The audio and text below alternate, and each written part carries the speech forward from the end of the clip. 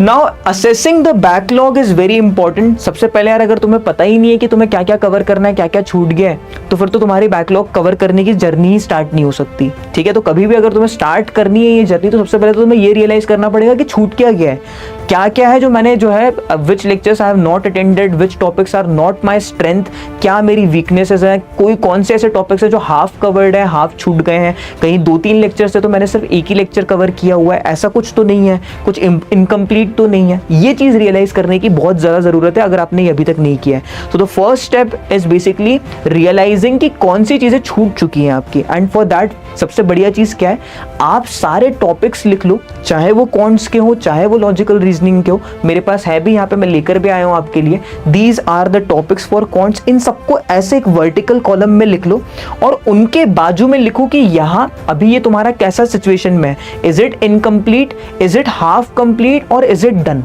सबसे पहली चीज तो ये, is it incomplete, is it half complete और इज इट डन, ये चीज पहले रियलाइज कर लो।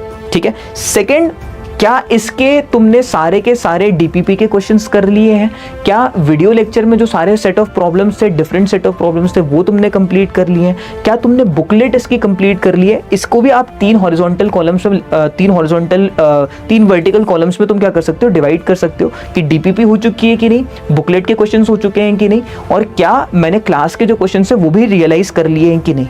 ठीक है, पहले इन तीनों को आप देख लो कि ये 3 हो गए हैं कि नहीं, फिर इसके बाद आपने इसके ऊपर वीकली टेस्ट दिया हुआ है कि नहीं, और आपने जो गलतियां करी है उनको कहीं नोट किया है कि नहीं। ये अगर आप इस तरीके से प्लान करोगे, मैं बता रहा हूं बहुत ही सॉलिड प्रिपरेशन के साथ आप जो है आगे बढ़ोगे।